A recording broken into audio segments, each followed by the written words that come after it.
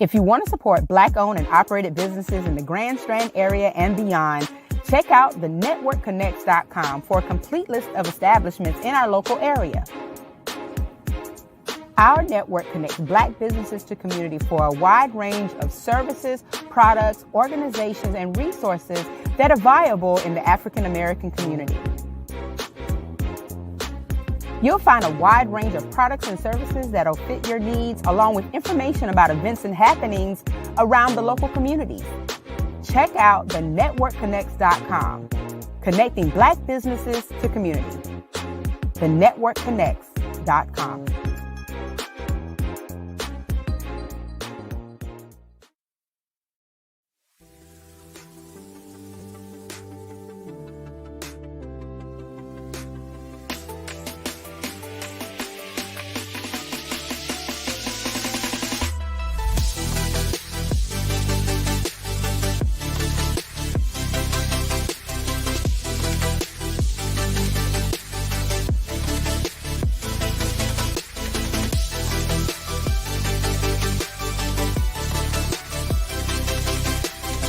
Thank you for watching the World Community Magazine's Hour of Power Live on Facebook with your host Edward McQueen and April Garner.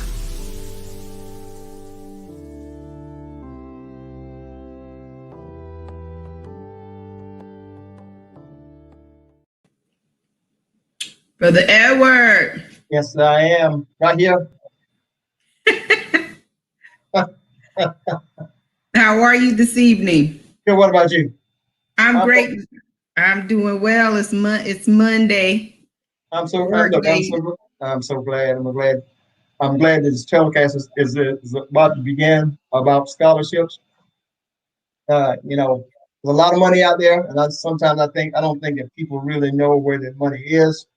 So we've got the network and the World Community Magazine live, trying to spit out as much information as we possibly. All we get is going to just give it back out to our public. Mm-hmm. Get some money. Okay, it's out there.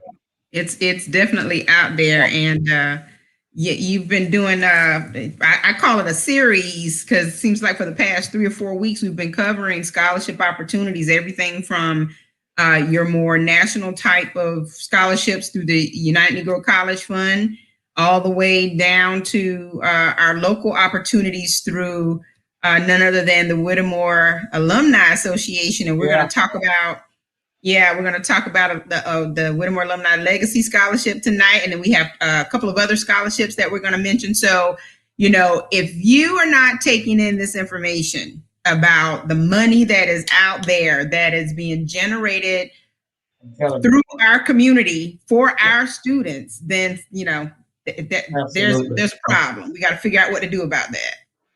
But even if you're far away and your child has some connection with this particular alumni association, Whittemore Alumni Association, at some lineage, please take note. And we're going to try to put up as much information as possible, written information as well as verbally, of course, just to get this information out. Okay. Mm-hmm.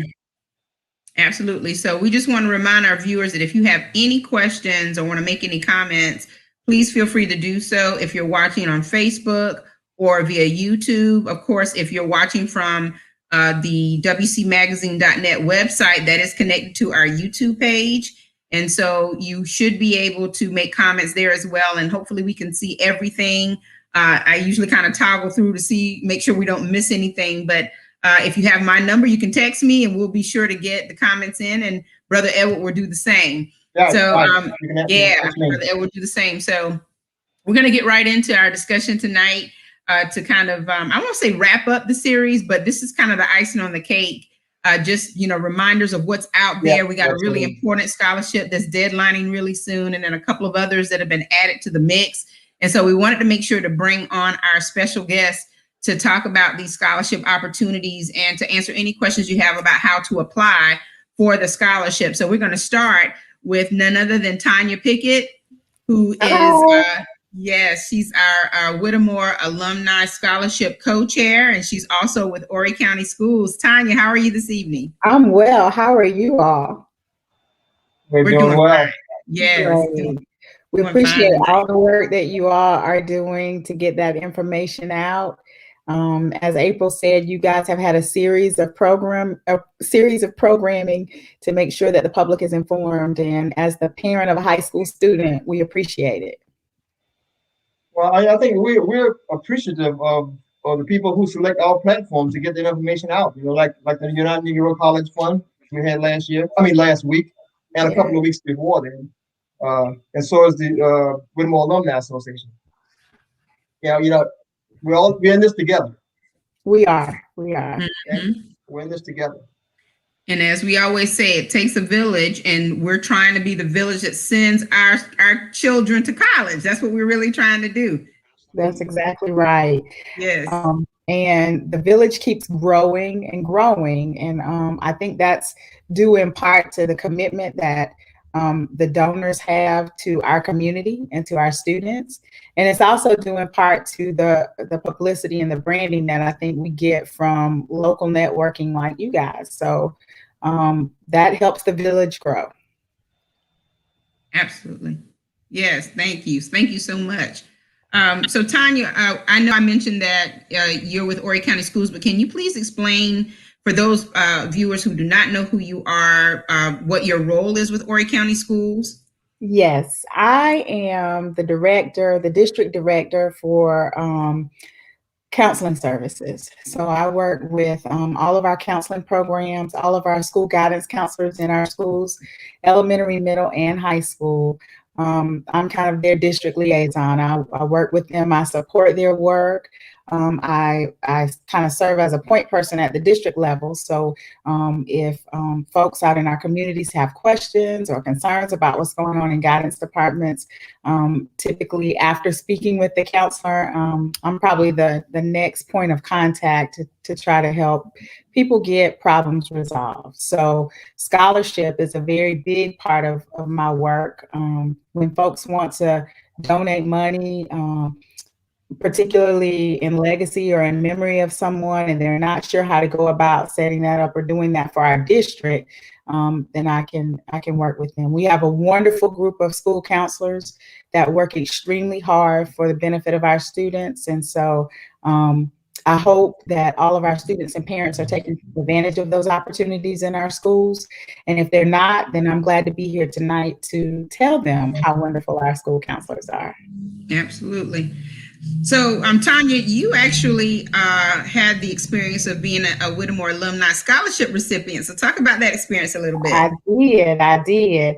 My parents are proud Whittemore Alumni graduates. And I think I shared when April, when we talked before, the world has just changed so much. We've gotten so large and moved away. I remember growing up, and I remember when holidays rolled around or the summer came, my parents would oftentimes get visits from their classmates that had moved away. Mr. McQueen was one of them. I mean, they would stop by and say hello and and say hello. Your mom's classmate, not your dad's. Not my dad's. No. So they would often stop by and go because that sense of community and that level of community was important to us back then. And so I was proud to be helped by the Whittemore Alumni Association. And so when the scholarship came out, I was a Conway High School student, of course, Ms. Jill Gagem, who has gone to be with the Lord now. That was big work for her. She would get that in our hands, make sure that we applied and make sure that we took advantage of all of those opportunities. So we want our students to have those opportunities now. April, she's also the mother of Mr. Miles Pickett. Yes, Mr. Miles Pickett. Mr. Miles Pickett. On it, Mr. Miles Pickett. You're going to hear a lot about him in the future. He is brilliant. Mm-hmm. Miles is a great kid. Yeah, he's written for the magazine before, right, Brother Edward? Absolutely. Yeah. Looking forward to some more writing, some more. We're gonna get him back on it this summer. We're gonna get him back on it. Yeah, that's good. That's fantastic. Great to hear. That's great. So Tanya, about how many scholarships come through Horry County schools each year? Do you have an idea of what's awarded? I know sometimes when the year-end reports and articles are published, we typically see a lot of money that comes through the schools. We do, and a lot of that money is not from private scholarships. A lot of it are what we call institutional scholarships, where a student has applied to a college and they meet certain criteria after they've been accepted to the college, and the college grants them a large scholarship. The state of South Carolina, with our lottery scholarships, lots of our students qualify for those based on their high school merit accomplishments. And then we have individual donor scholarships.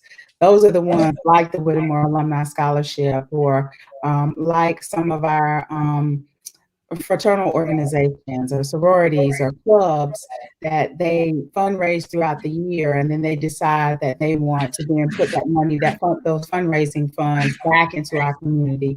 Family honor memorial scholarships for someone in your family that has gone on. So, at some of our large high schools, we can see students individually leave with, $1 million in scholarships. Now, all of those scholarships aren't utilized, because if you apply to 2 colleges and you get 2 institutional scholarships from 2 different universities, well, you can only attend one. Right. And so when they report those numbers, they report all the scholarships that a student might have been awarded. But they're going to have to make some decisions about where they're going to go and what they're going to do. But those are great decisions to be able to make. So we just want to be able to help our students maximize those opportunities. Our counselors do a great job of advertising those scholarships, working with students individually to get their applications in and processed, and get all the necessary documentation that goes along with it. And so this is just another opportunity for our kids in our district to have money.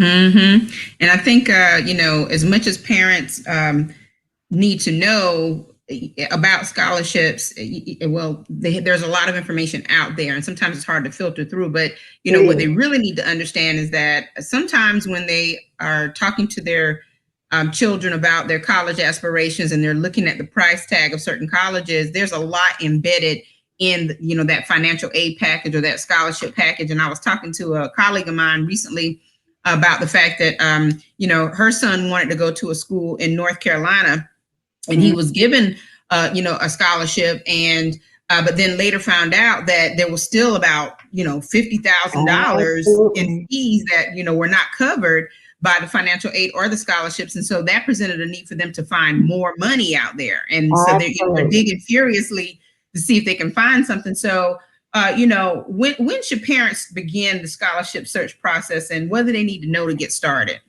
I really think the scholarship process is just like anything else. It can become overwhelming, but if parents kind of pace themselves along and along, when your child starts in the 9th grade, you're going to have, you start what we call the IGP process in the 8th grade. And IGP is an acronym for an individual graduation planning process. And so parents and students, we encourage you to schedule those meetings every year with your child and your counselor.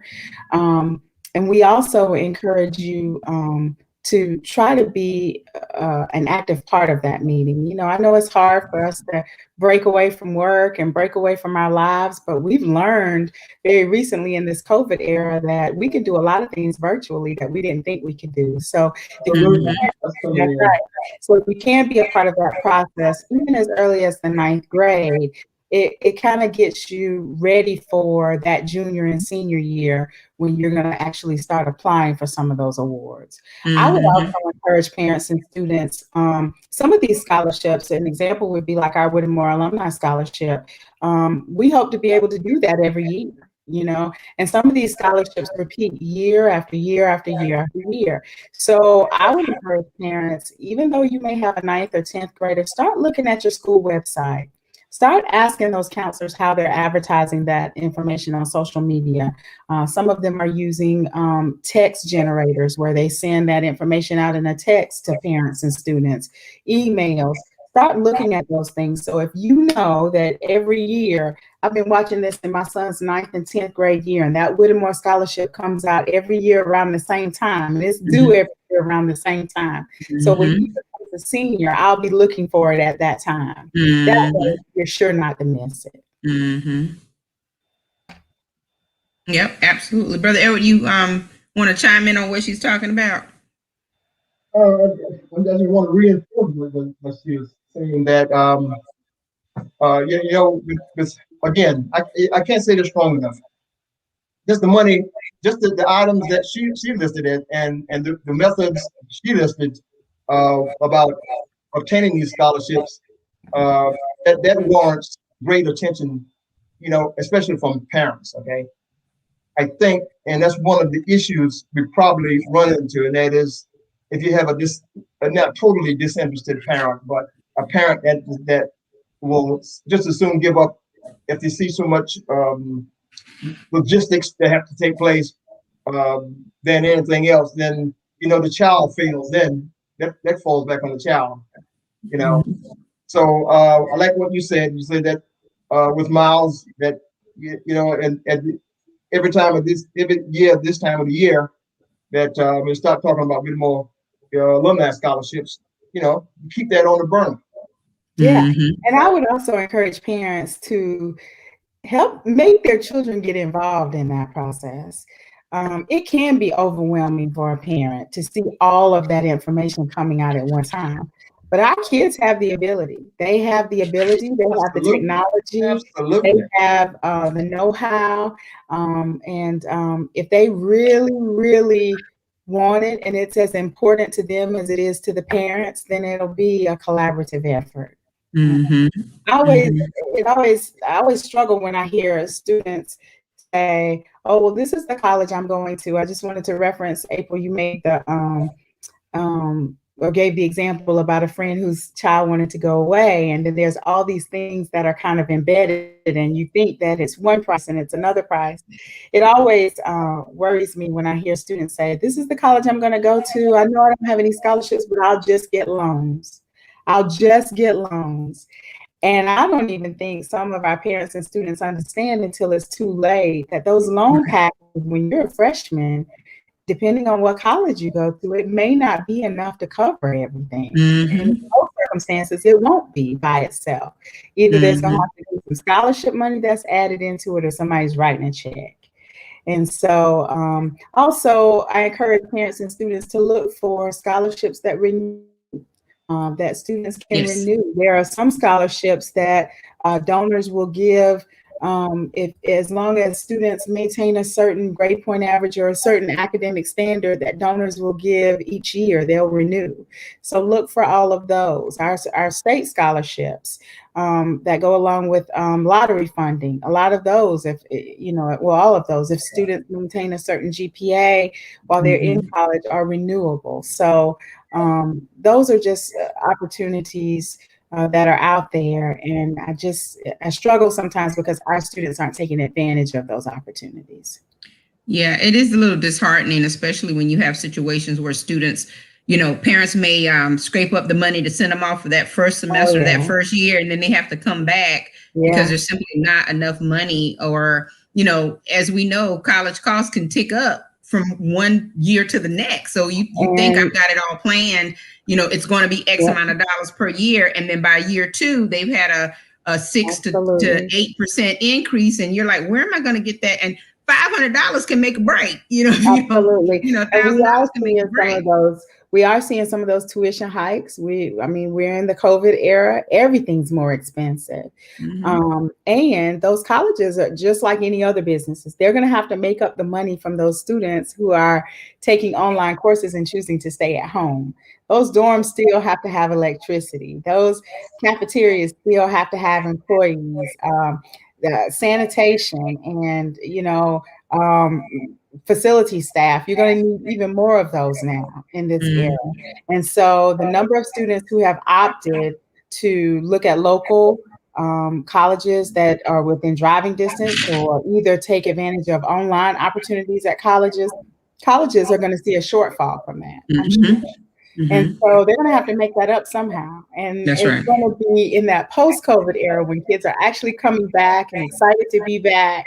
And then those prices are going to go up. The other disappointing thing that happens a lot of times, you made reference to a student going 1 year and then having to come home because the money's not there. That happens. And another thing that happens is students go and they tax themselves so much trying to work part-time jobs to make ends meet or to make the tuition payment, that they're not able to do well academically because they just have spread themselves so thin. So, we want our kids to be able to go away to college or go to college or have those opportunities, whether it's here at some of our local post-secondary institutions or away. But we also want them to be able to focus on what they're there for. Right. Yeah.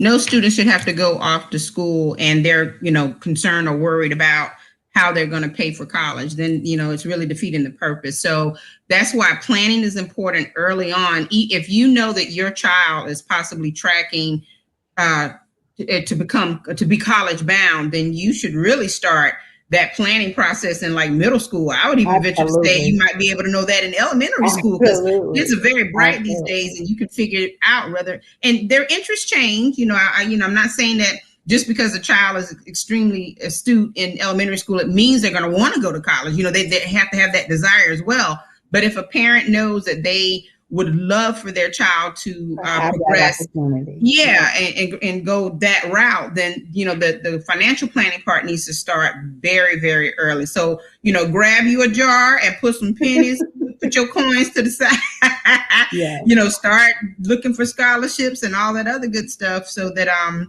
so the money is there. We also want to encourage our students to start that process very early, because there are some components of the scholarship process that if our kids wait until the 10th grade, is too late. Right. Their grades, their cumulative grade point average, those things, the understanding the importance of those things, it has to start very early. Preparation for college entrance exams, even though those things have been put on hold a little bit right now because of COVID, I anticipate that some of that will come back. And so the process of preparing for those exams, it starts before they get ready to sit down and take the test. The extracurricular activities, the differentiating themselves and setting themselves apart from other students, the leadership activities, the community service activities, the part-time jobs, all of those things that students have to contribute or bring to the table. We want parents to start encouraging them to start those processes early. Absolutely. So I just want to show you a couple of comments that are coming in. And first of all, we want to thank all of our viewers for tuning in today. Obviously, there are a lot of parents with students who are either in school, graduating, and all that other good stuff. And, they seem to understand this. And we want our viewers to please share this broadcast as much as possible. You can share it from the World Community Magazine's Facebook page. You can share the WCM Magazine .net website, or go to our YouTube page as well and share links so that people can get in on this information. But Josephine Burgos out of Charlotte, North Carolina, great information about IGP that we were talking about earlier, because develop that plan, and parents, make sure you are present and that you understand. I know the acronyms can sometimes intimidate you, and I know it did me when my child was in school, but that's why you have to be present and ask the questions so that you can understand what's being developed for your children. Coretta Smalls, thank you for watching. Thanks for speaking on the truth about scholarships and loans. I think the truth needs to be told, because it's about managing expectations as well. Coretta also says that scholarships are available. Her daughter benefited from scholarships and graduated from Furman without any loan. So it's possible, Brother Edward, it is possible to graduate from school debt-free. Debt-free. That's right. That's why we keep expounding it. We can't say it enough, okay? We just can't say it enough. We should have this broadcast would be dedicated to that every week. Coretta's daughter was wonderful, and she did her part. Okay. There's the point. There is the point. Yeah, Betty Goss, thank you for watching. This is appreciate you guys. And of course, the Queen, Sister Joella Queen, she has a question. Should there be a course in the school system that students can take after school to help seniors with filing or for scholarships? So that's an interesting question. It is an interesting question. And I think that what parents and students will learn is that, again, I can't say enough about our counselors. Our counselors have big work, but they all work hard for students. And they'll hold your hand through that process. And I think if you show up for the IGP conference and you find out what the process looks like, and you start developing a relationship with that person who's going to be managing your student for the next, 2, 3, 4 years, then I think that will serve as your course to help you start filing or filling out the applications for that information. Because then students will become acquainted with the processes that their school is using to get that information out there. They'll learn. Our schools use, some of our schools use a texting program called Remind 101. Almost all of them have Twitter and Facebook pages. They have, our students are used to using Google Classrooms as a learning management system where folks can load those applications and they can see all that information. And our kids are using those resources in school every day. So while it may sound like Greek to us, it's not to them. So I think that would help parents understand and students understand. It's just developing those relationships with the folks that are in those schools. The other thing that I'm going to encourage parents and students to do is the same people that work in our schools live in our communities. Yes. I'm in the community. All of our counselors are they live here. And I guarantee you that if I see you at church or I see you at the grocery store and you ask me personally for information or advisement about how you can help your child, then I'm going to give that information to you. And a lot of our other folks will do the same thing. So rely on people who you know in your community, who are in and out of these schools. And even if it's not a counselor, if it's a teacher or an administrator that in that building, you say, hey, my kid is going to be graduating next year and you're at that school. Can you tell me who I probably need to talk to help them get, a good understanding of how to apply for scholarships? Absolutely. Laquanette Brumel says, great information. Laquanette, thank you so much for tuning in every week. We do appreciate it. And she also has a question. What grade or class completion are needed to start applying? To start applying, it really depends on the scholarship. Most scholarships are being awarded to kids who are graduating and planning to start college that next fall. But there are some national scholarships that will give the scholarship that kids can apply for, and you're able to hold it until that time. But most of the scholarships that are going to be open to students are going to be open to them in their senior year. National scholarships are great, because there are a ton of them out there. But when you have scholarships on a national stage, then you've got national competition and you've got people all over the country competing for the same funds.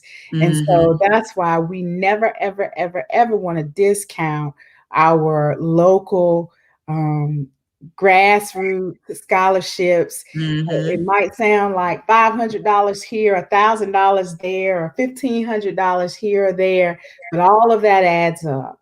And so the kids who go in those guidance offices and they apply for everything, they get those opportunities and they're able to add up. I remember going to college and I applied for everything in my community, in addition to those national things. But when I apply for the ones in my community, I'm only competing against the people in my community. So my chances of getting those opportunities are a lot better. That's and right. They add up. book codes, online book codes, room and board, food, all of those things, gas. One book could be $200 or more. Absolutely. So you're right. That's absolutely. So all of that makes a difference. Yeah, absolutely. So great questions coming in, and I promise you we're gonna get to all of them. Brother Edward, you look like you got something that you just want to spill out. It's just the cost of accessories, not accessories, but things like books. I mean, to me, it's really mind blowing sometimes. And I can agree that a book can cost $250. Okay, one book. I knew in engineering, I mean, that was the norm, and it was almost the cost of tuition. And now we live in a technological society, and so kids have to have technology. They have to have, the cell phone, the mobile technology, or the iPad, or the book code, or the computer. So, their needs, those needs are very good for them. Okay, the technology needs. I mean, I think that they can grasp a good avenue of STEM technology just by using the devices that they have to use. Like your cell phone, your laptop, and getting on the different software, that's available. Because the internet can be good and it can be bad. And even Facebook can be good and be bad, but you can get a lot of information off there. And to me, I kind of value it. Whenever I get hooked up on a word or about somebody, when I'm looking at the news or something, and then mention somebody that in the politics or in NASA that just had this helicopter flying on Mars. I would want to look up and find out who was behind that. You might need them one day. Oh yeah. Yeah. The kids are very connected. To technology. It's digital age. So might as well put them to work, finding some scholarships and filling out applications and all that good stuff. And speaking of filling out applications, Ms. Marjorie McIver, she says filling out applications can also be included in the financial aid night that high schools plan. And I think that that's a good idea. If they're going to fill out the FAFSA, look into filling out or even the schools, even the college application days. Yeah, they do that. We have a college application month sponsored by the South Carolina Commission on Higher Education. And our schools get all involved in that. We're now at College Decision Month. And so we're publicizing about where they're getting accepted and where they're deciding to go. So lots of marketing and lots of branding that go behind those initiatives. All of our schools, they all jump in and they celebrate those things with students. So those are great opportunities to take advantage of. We've learned this year and the past year that our schools have had to do things virtually. But they've all risen to the occasion and just got it done for our kids. So absolutely. Josephine Burgos, once again, she asked, are there scholarships available? And then on the backside of that, Coretta asked another question. Would it be helpful to have Saturday workshops in the communities for students, families, to get better acquainted, familiar with different scholarships, college apps and all that? And we've already talked about that, right, Tanya? Yeah, I've talked about that. We've talked about doing some of that. And this is what I think we need help from parents on, because I've been a part of some of those things. I know lots of our community organizations have done those things, and it is hard to get kids to participate in those things during their off time. Our children have part-time jobs. They participate in extracurricular activities, and it's hard to, and some of them just chill out. I mean, they're just looking for a time to chill. Yeah. It's hard to compete with that. Right. And so collaboratively, we've got to come up with the best time and the best method of doing that. But April, you and I spoke with Ms. McIver the other day about the possibility of doing some of that. And so that's certainly something that we can think about. And I'm going to throw that challenge to the community, for people like Coretta and LaQuinette and whoever else is watching. If you, Josephine Burgos, I know Josephine is actually a retired educator. I believe she's retired now. If there's anyone who wants to get involved in that type of thing, get in touch with me or get in touch with Tanya. Absolutely. And we can figure out how to do it as a village, we can figure out how to do it. And I just implore parents, go to the people in your community who have experience in that area. Mm-hmm. There are people that I have to call on all the time because that's not my area of expertise. That's not what I'm good at. Right. And so I'm able to call on those people for what I need, and they're able to call on me for what they need. And that's mm-hmm. what the village is all about. So mm-hmm. Definitely, if you know somebody in your community who is in that school or who has that experience, reach out to them and ask them to help you help your child. Exactly. Well, you were going to say something, Brother Edward? Go ahead. I was about to say, would it be going to the extreme if we develop a scenario where a person could be a person or persons could be paid to go to a student's house, talk with the parents, and start helping them to fill out applications, do whatever is necessary to get everything on the books? I mean, I don't know where the funds would come from, but I guess we can apply for a grant for that. But it'd be a good summer job, I believe. Right. I mean, I'm sure we could. There could be some sponsorship or opportunities there to sponsor someone to do that. But I think the biggest concern right now is that we're still in a COVID world, and we're trying to get through this pandemic and over this pandemic, and so visiting the homes is probably something that could come once we have rounded that curve, and because some people do need that hands-on help or whatever, and like the insurance man comes to your house to get your premium, maybe there's someone who can come and help mentor your students or talk to your students about how to fill out the apps. But to Tanya's point, the engagement part is the biggest challenge, and their time just has to be made for it. You have to make sure that you're not leaving this money on the table. And yes, our children are involved in a lot of things, but even if you only have 30 minutes to talk to someone or just go through a quick step-by-step on what to do, how to do it, you can take that time because these deadlines come around quickly. And before you know it, you've lost your opportunity to, apply for the scholarships. But a lot of that stuff can go on in our churches. We've done some of that in my church. And so, I think a lot of people, I love your idea about getting a grant and paying people, but a lot of people would do that for free. Like if you ask them, they would. And I think we have a lot of our organizations that we're a part of and our churches that we're a part of. We put those opportunities out there. They're just not well attended. And so that's where I think we need help from our parents. Well, I'm going to go ahead and bring into the stream someone who's also very special to this scholarship movement and is a part of the Whittemore legacy. And that is Brother Tom Latimer. How are you doing?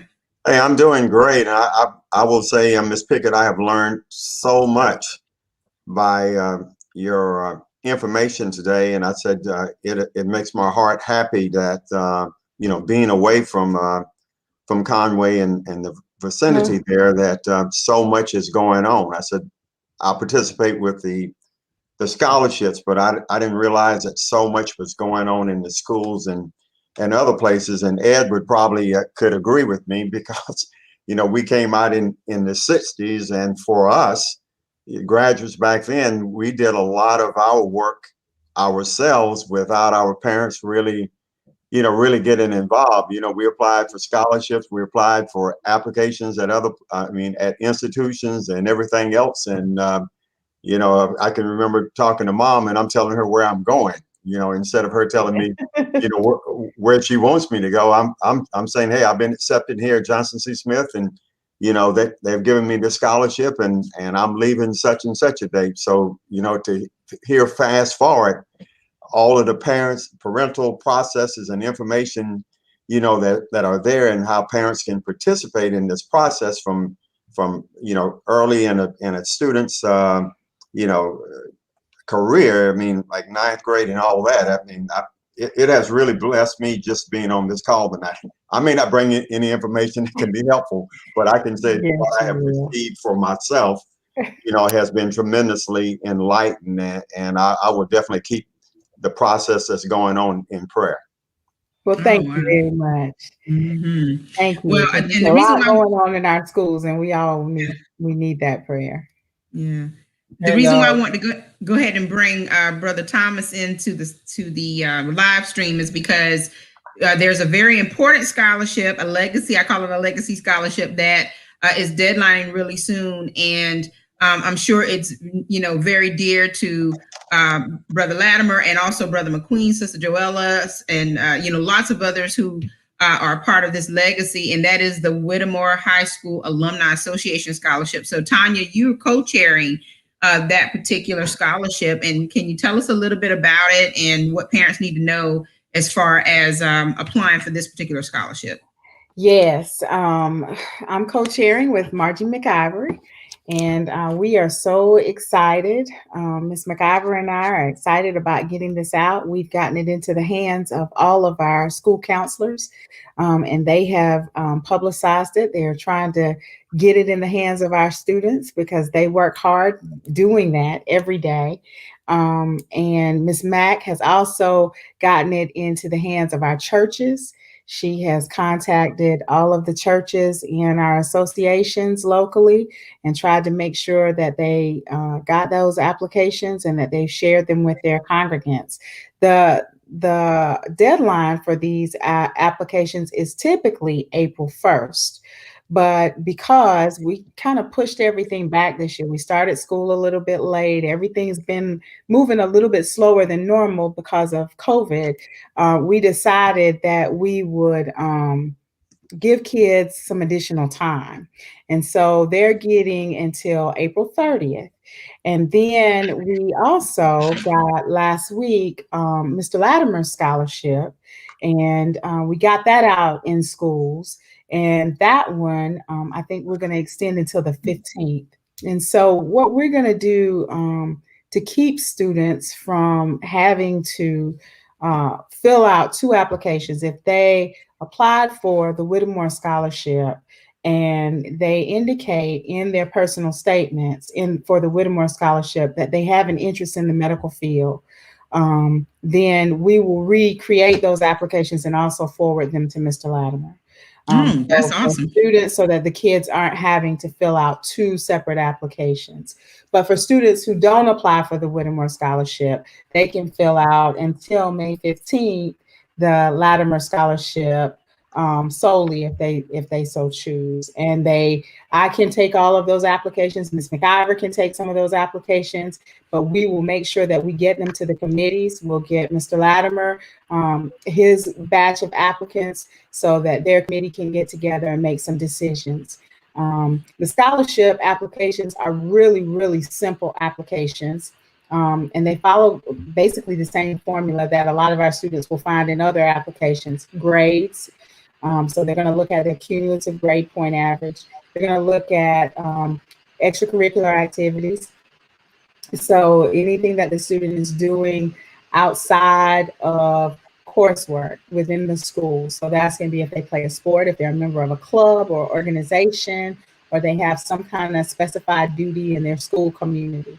We're also going to look at community service and community involvement. If you are on your church choir or you are an usher at your church, that is community service, community involvement, community engagement. If you've worked with Mr. McQueen for the Whittemore Summer Jobs Program, that is community involvement. And then we also want to know a little bit about leadership.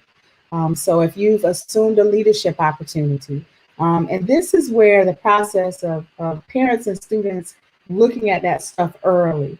You're going to have leadership and community involvement for a scholarship in your senior year. Go ahead and get started with those activities in your 9th and 10th grade year. That's Start right. jotting them down, start resumeing them so that in your 12th grade year, you're not having to remember, ooh, did I participate in the yearbook then? Or was I a member of the, FFA back then? I can't remember. I'm no longer doing that. It's a basic application. Both applications are really simple. They're not overwhelming at all. And then there's a personal statement where we want to hear what you want to do. We want to hear how you're going to take this scholarship if you're awarded, and what you're going to do with it to impact the world we live in. And then, because we just are visual people, we always want to put a face with a name and see all these bright, beautiful faces, so students can affix a photo to their application, and that's it. The Whittemore application does have some information about financial need, and I just want to just beg our parents. Sometimes we hold a little bit of that information close to the vest. We don't want to talk about financial need, but keep in mind, financial need is relative. It doesn't mean that we want to know exactly how much money you make and whether or not we're going to weed you out. You can make great money and have 5 kids going to college at the same time. That's a financial need. That's right. You could be choosing, you can make great money and be choosing to go to a college. It's your dream to be a medical doctor, and you're going to go to a college that costs a lot of money. So that's financial need. And so the committee understands how to review that information and how to do that fairly so that students are only benefited and not impacted negatively. So simple applications, they can get them from their school guidance department. Just go ask a counselor. I'm sure they have them. And if you can't get there, and you can contact Miss Marjorie McIver or me. And I think, April, you have put it up on the website. Yeah. And there's a little bit more information as well that I think we need to make sure is clear as far as the Whittemore High School Alumni Association Scholarship, and also the Dennis Bryan Latimer Memorial Scholarship that Mr. Latimer is going to talk about in just a moment. But applicants must be a descendant of an alumnus of Whittemore High School. Yes. And back when I got the scholarship a few years ago, it was a parent or grandparent. But as we know, as time goes on, it's not going to be a parent or grandparent anymore. And so it can be any relative. It can be an aunt, an uncle, a cousin.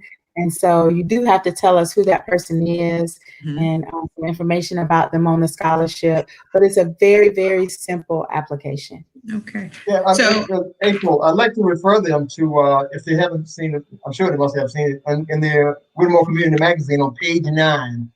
There's a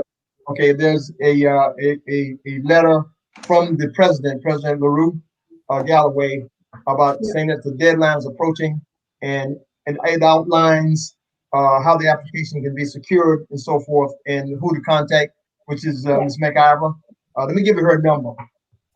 843-907-1406. I'm gonna say it again. 843-907-1406. Or Ms. Tanya Pickett. Yep. Tanya, I don't have your number right now, but you're talking about the April issue, right? Yes. Okay. Yes. The April issue. Yeah, the April issue is now on the website. So go to wcmagazine.net, click on the cover. You'll see the cover of the April issue of World Community Magazine, and go to page 9, just like Brother Edward says, for all of that information. Right. And I know some parents have gotten those things, because we've gotten emails. I've gotten emails where folks have said, can you please forward me the application? So I know it's out there. We just need to just help our students push through and follow through and execute. So April 30th. Right. Mr. Latimer, first of all, tell us a little bit about yourself and the Whittemore Scholarship that's tied to your brother, the late Dennis Latimer. Okay, well, Dennis graduated in 1963, and I came out in 1968. And as you know, I think after 68, Whittemore only had 2 more classes after that. And so I'm just amazed 51 years later, that we're talking about a high school that's no longer, physically there as a high school, but it's all in our hearts and minds. So when I graduated from Whittemore, I came up to Charlotte, went to Johnson C. Smith, and graduated from there, and I became a supervisor for UPS. And a few years later, I became a supervisor for Charlotte-Mecklenburg school system, which I retired from.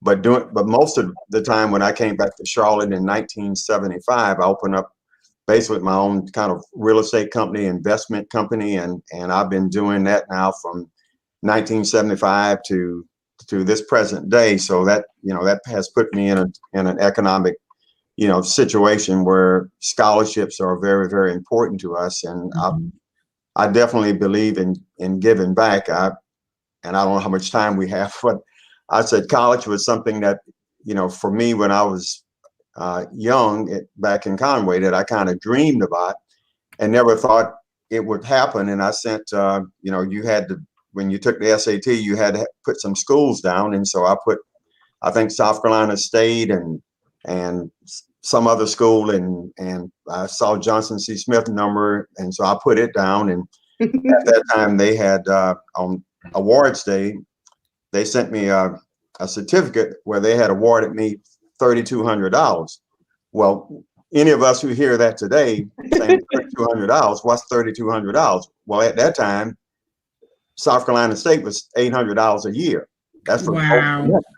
And Smith at the time was $1,600. So I said, well, I don't have a scholarship from South Carolina State, but I have one from Johnson C. Smith, and so therefore I need $800 anyway. So I took the one at Johnson C. Smith, and so that was a kind of a game changer, for me. And so, Dennis, who had graduated from North Texas State and had gotten his master's degree, and he retired as a colonel, from the United States Army out of their medical division, and he worked with Ed and on the newsletter, and I couldn't, every time it came out, I was, reading it and saw that he was the kind of medical editor on that. And so in 2014, April the 13th, 2014, God transferred him from, from this earthly life. And so my brother, Greg and Frank, obviously we were sad about it. And so we came together and thought, what could we do where his legacy and memory could continue to live? And we said, well, he participated and he believed in the Whittemore Alumni Association, the magazine and everything else. So I said, why don't we keep his legacy alive? And we participate in that. And so the three of us, decided, why don't we offer, a scholarship for someone who may be going into the medical field or the science field or some other field, similar field. And so that has been really something, that we feel good about. It's something that we feel great about participating in it. And I would encourage, as I encourage my classmates and anyone else on the call, the scripture says it's more blessed to give than it is to receive. And I would say, as we give these scholarships and as we award it to these individual candidate students, it's just been so heartwarming just to see them and how they have grown and what they want to do in life, and that we can be a part of that.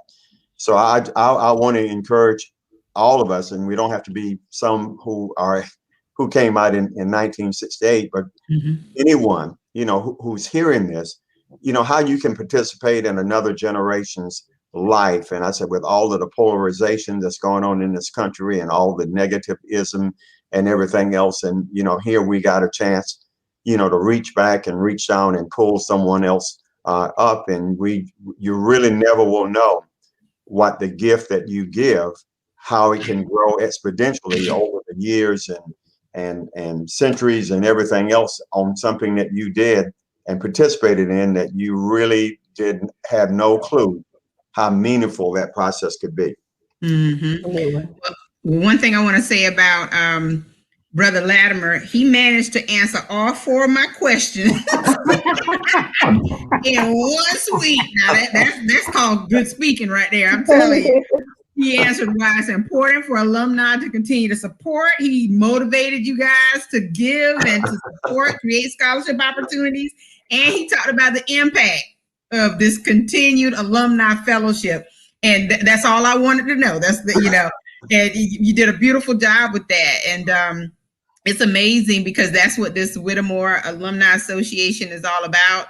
But it's also, people like yourself and your brothers who have decided that, the legacy that your brother left behind is important enough to honor every single year because of his achievements and his success. And so you give back by making sure, and I'm going to go ahead and put this out there, Brother Edward, I know you're going to co-sign it. But it's important that we do that for our Black children, for our Black students, for African American, whatever word you want to use, because they definitely need the help. They need the support. We are at a disadvantage. And so it's important that we do all that we can to make sure that we make these legacies perpetual and sustainable and that we grow them. And so, thank you for doing, you and your brothers for doing that. And so Brother Edward, go ahead and co-sign it now while I get this other thing ready. John Hancock. Did you say John Hancock? About John Hancock. That's right. Look, April, could you put that up about that was put up by Joella regarding Brother Thomas's daughters? Yeah, I'll show that in just a moment. I'll get back to the comments in just a moment. What I want to show right now, and I hope it works this time, we have a recipient of the Whittemore Alumni Scholarship, Mr. Christian Newman, who is a student at Furman, and he wants to share, his, I guess, testimony of how the scholarship has impacted his life. So I'm going to attempt to do this, and let's see. Well, that's Thomas' scholarship that he got. That was the Latimer Scholarship. Yeah. That's awesome. That's awesome. It was okay. It was Thomas's scholarship. Okay, that's great. That's awesome. All right. Hopefully you guys can hear this. Hi, my name is Christian Newman, freshman. Can you hear it? Yes. I'll turn it up a little bit, I guess. I plan on majoring in health sciences next year because I aspire to become a family physician, and I currently play on the here. I just want to say how grateful and thankful I am to the Whittemore Alumni Association and the Dennis Latimer Memorial Scholarship Committee for giving me this great opportunity to help me further my future endeavors. It hasn't been the ideal experience with COVID throughout my first and second semesters, but I was able to get through it with scholarships such as the Dennis Latimer Memorial Scholarship. Again, I just want to say how thankful I am, and I would like to encourage any senior out there to apply for this great scholarship because it truly has helped me. Thank you. God bless. Yeah. Right. That was awesome. It was kind of hard to hear him, but these kids, I was hoping that you could hear it, but he didn't use a headset or anything to make the video. Yeah. We have another one that I want to show, but the quality is not as good. We'll have plenty of time to show that another time. But that's wonderful. I mean, and that just shows you, how impactful these scholarships are. I don't want to brag about the lineage there in order for him to get the scholarship, but I'll hold that on a later time. Say that again. He was really a super student. I said last year, obviously with COVID and with Miss Gage's sickness and everything else like that. But, she had called and said, are we going to do something? And I first thought we would not. And so I said, yeah, we will do that. And then I said, shortly after that, we got Mr. Newman's application. And I said, boy, that was such a blessing, for the student. And I'll say this for parents who may be listening. I said, that was our 7th scholarship. And we always write a personal letter to the recipient. And with Mr. Newman, he was the only one that we sent a letter to that ever sent a letter back. And I mean, that to me was the icing on the cake. So I would say to anyone who's listening, there's nothing wrong with ever saying thanks. That's right. There's nothing. I mean, I know the student believed that they deserved it. They won it and they did all of that. But sometimes when you say thanks, I mean, the people who are providing and giving it would start digging deeper in their pockets, because someone acknowledged what they got and where go with that. So I would say in everything that we do, in all the preparation we do with our students and preparing them for scholarships and grants and all that, please just tell them that, to be humble enough just to say thank you and for your time that you invested. I'm not saying about the scholarship, but I'm saying counselors, people like Ms. Pickett, anyone who opens up their home and try to teach and mentor. Thanks doesn't cost any more breath than anything else. But I would say gratitude would be something that I would think would help more people, participate in the scholarship process, just to hear the kid themselves saying, thank you very much for what you've done for me. Okay. And really, Mr. Latimer, you're absolutely right. And it's not just preparing our kids for the scholarship process, it's preparing them for life. Because those are elements that will take them further than they could ever imagine. And I think sometimes we get so advanced. We get so used to email and texting and all of those things that we kind of lose the basics.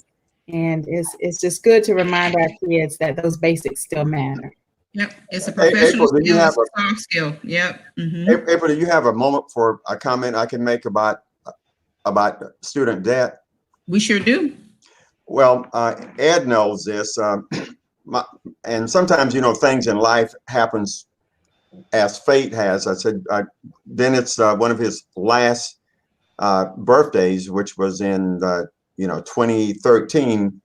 He had invited us up to Virginia to a surprise birthday party, at least his wife did. And while we were there, because Dennis was former military, he had military people there, and we ran into a couple that were both majors.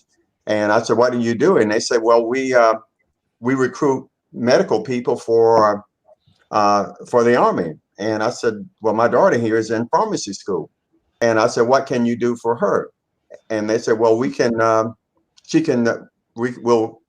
commission her as a captain. And I asked back, I said, you mean a lieutenant, don't you? Second lieutenant? They said, no. And then I said, well, what can you do for her financially? And they said, well, we could give her $40,000 a year toward her student loans. And I said, really? I said, Brittany, you need to come and participate in this conversation. Well, long story short, Brittany finished pharmacy school, did her year of residency in New Jersey. And that year in 2013, she was commissioned as a captain in the United States Army. And Brittany, in less than 4 years, I want all the parents to hear this, in less than 4 years, she paid off, not dad, she paid off $165,000 in student loans. And so she has done that. She is now a major. In 2 weeks, she's going to go to Germany for 2 years, and she's going to be the person who will run the hospital at the medical base in not Germany, but in Italy. So what I would say to parents, because everyone, when you start talking about medical school and even maybe at law school and all that, you probably will not get enough scholarships, to be able to just go through that debt free. But there is a thinking process to be able to use other resources even when you have that debt.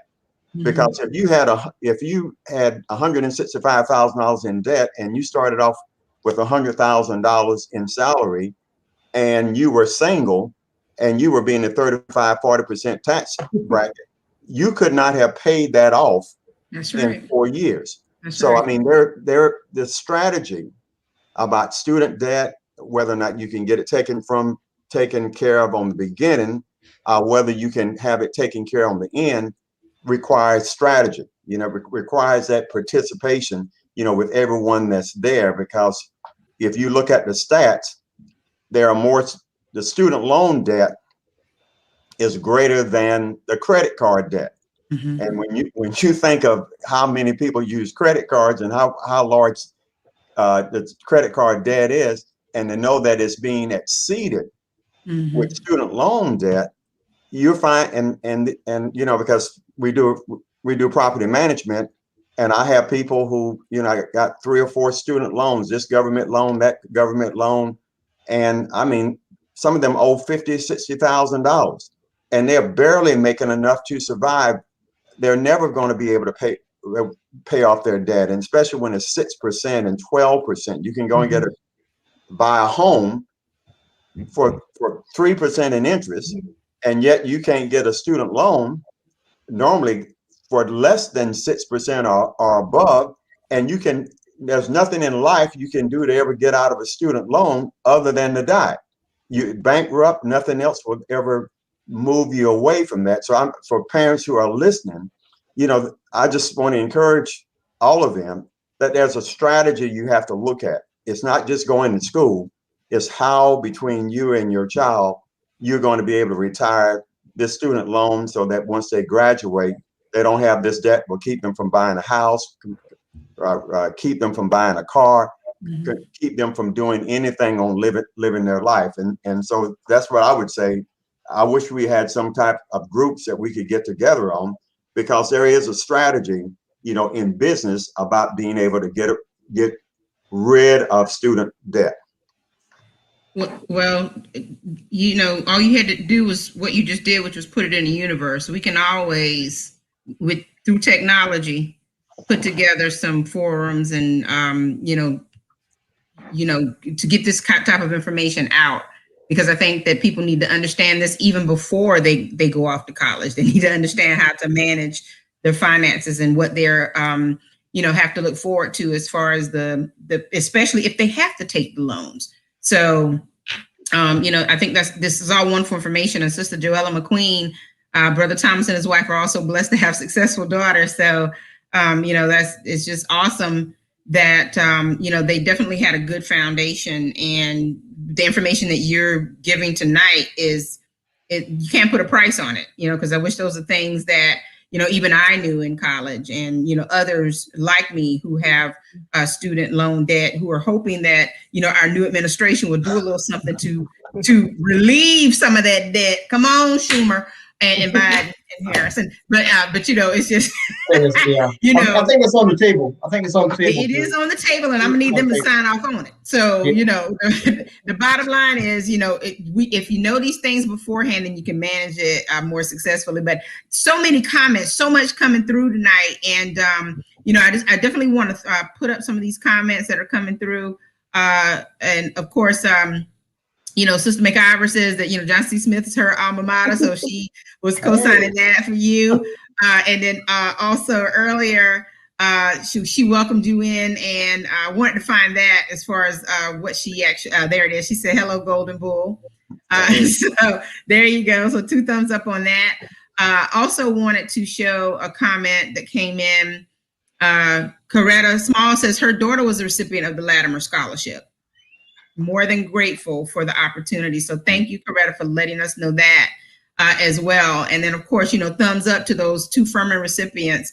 And I think that's great, too, that, our students are going to schools like Furman and they're able to get help, to do that. But, everybody seems to be, there's also a comment from Tradesha Smalls about Christian. So hopefully Christian can watch this later. But yes, Christian, Black Horry County students, Furman students receive a scholarship through the Whittemore Alumni Association. I love to see it. And that is so great. And then Sonia Ford says, "Well said, brother-in-law."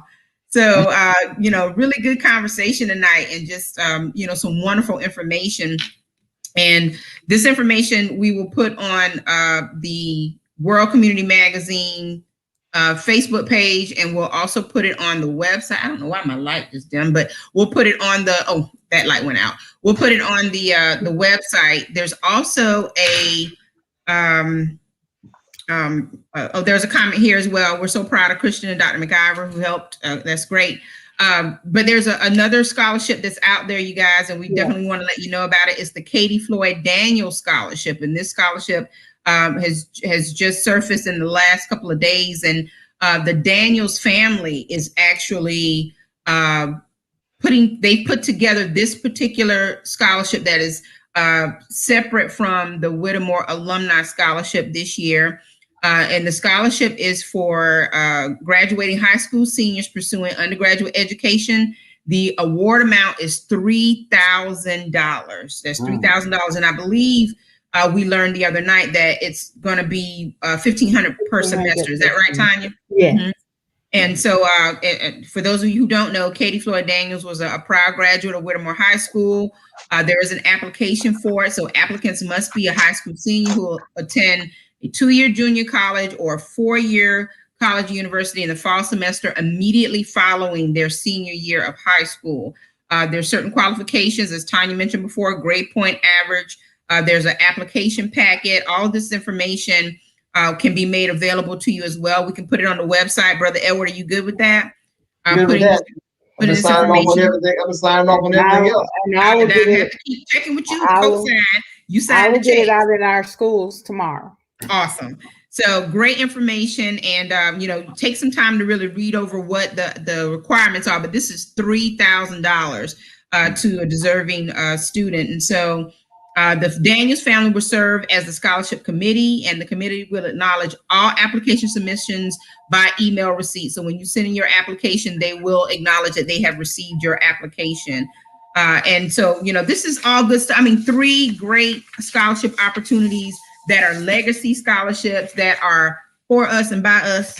And don't come after me, FUBU. But it's just great information. And so, we can't thank you enough, Tanya and Brother Latimer, for being here tonight to share all of this great information. And is there anything you want to say before we let you all go? And Tanya, you making dinner tonight, or is Michael making dinner tonight? Leftovers. Oh, okay. Well, that's always good. That's always good. Yeah. Is there anything else you want to say before we let you go? If I can do anything to help, just keep me posted. Let me know. And parents, just reach out to those folks in our schools. And we all want the best for your children. Absolutely. Brother Latimer. Well, again, it was tremendously enlightening for me. So, thank you and Ed for, putting this on and putting this out there for all of us to hear. I say the Whittemore legacy, it can live forever as long as it lives in us and we pass our dream on to, another generation. I think that's the key on this, is that for us to never stop telling the story about where we came from and what Whittemore did for us and how it shaped us and other generations and other generations and other generations. And so those who are out there, how you can participate, I think we all have seen and heard tonight, we have some great kids who are our heritage, from Whittemore, and, that dream is still alive, but how can we help them reach their dreams? And it requires, giving. If it means something, give something, participate in it. And you never know how what you give can bless someone that you may never see in your lifetime, but may come back a generation later and help someone in your lineage that you never would have known how it came back to you. That's right. That's absolutely right. We just got an announcement as well that Aaron Butler and the Jones families have 2 scholarships to be awarded through the Whittemore Alumni Association. Tanya, you busy? Yeah, I'm telling you. Child. Absolutely. Hey, that means we're doing good stuff. We're gonna get it. That's right. We're gonna get it done. That's Stella right. Stella must be working behind the scenes somewhere. She is beating. They're always working behind the scenes. Yes. And Coretta, we agree. The ancestors are smiling. We are winning through legacy. And again, we just want to thank everyone tonight for being a part of this show and for tuning in and sticking with us for this hour and some change. Before we go, I think that a part of that legacy is rooted in not only the wonderful alumni from Whittemore High School, but also the educators that, were the reason why all of you were successful and the reason why we came through all of you. And so I have a video clip. Brother Edward's going to love this. But how many, do you remember Ms. Whaley? Miss Whaley from Whittemore High School. For those of you who are watching and may know something about the Whittemore history, Miss Whaley turned 98 years old the other day. What day was that, Brother Edward? Oh no, it's Thursday. Is actually her birthday, but Thursday is her birthday, but they did the celebration. Yeah, you want to tell everybody a little bit about that, and then I'll play the clip. Well, Miss Whaley, it was just, we had about 40 cars. I think that's what we found. Pretty close to 40 cars. Started at Whittemore Park School, and they were lined up. Hey, it required 3 sheriff cars. Wow. 3 sheriff's cars, the Old County Sheriff, and they proceeded to go from Whittemore Park to her residence, pass by her residence, and subsequently parking in a huge parking lot on the side over there. And the people were just elated at the fact that she was just so vibrant for a 98-year-old person, and she expressed all of that. And when you see the clip, she's just a beautiful person. Yeah. She had a huge amount of gifts from everybody, and I just had to film it just to let everybody know the status of her health, which is good, as you're going to see. And her well-being. Okay, so we can go with the clip. Yeah, I'm gonna play the clip. Tanya and Thomas, please stick around before we end the show. But I'm just gonna show this clip real quick, and then we'll come back and end the show. Okay. That's all. That's all.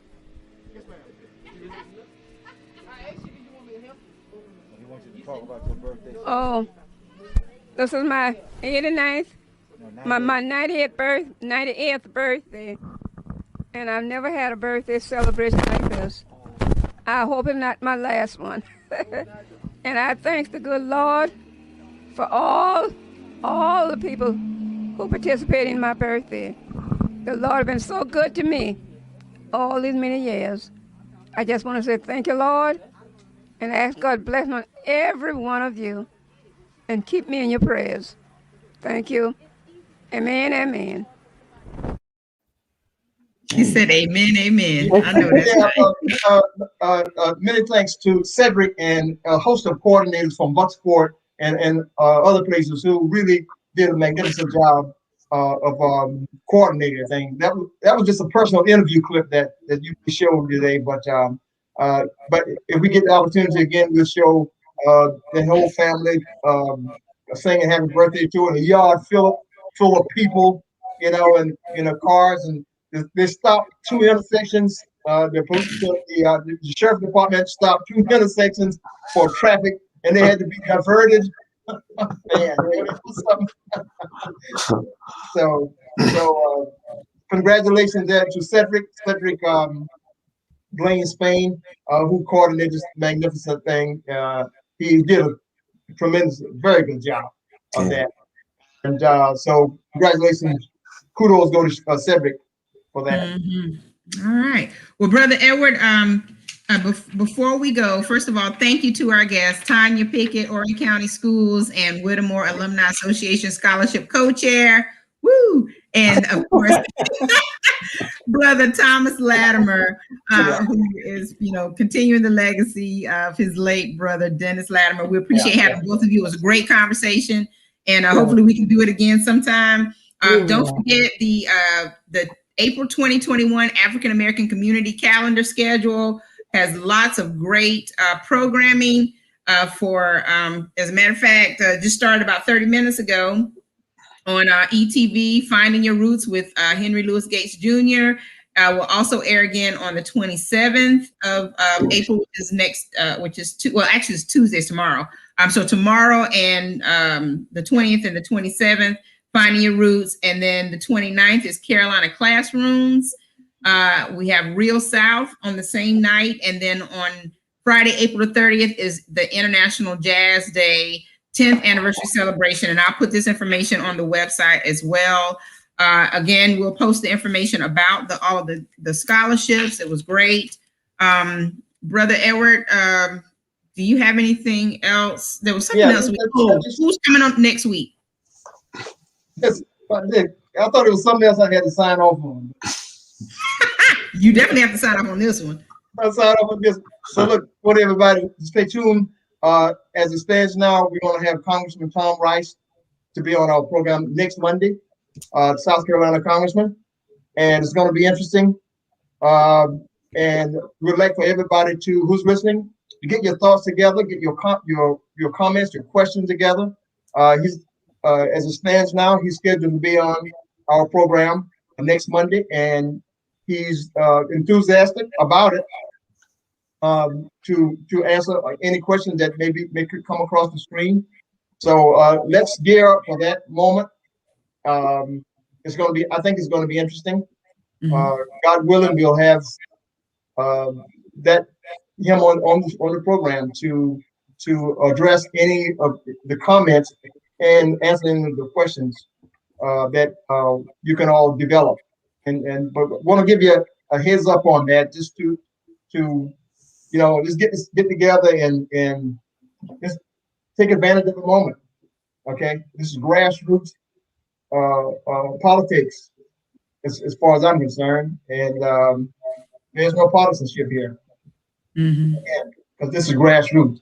Okay, so we need to get comments from the community, questions from the community, all the issues that have come about, and you think Congressman Rice can take back to Washington for Horry County.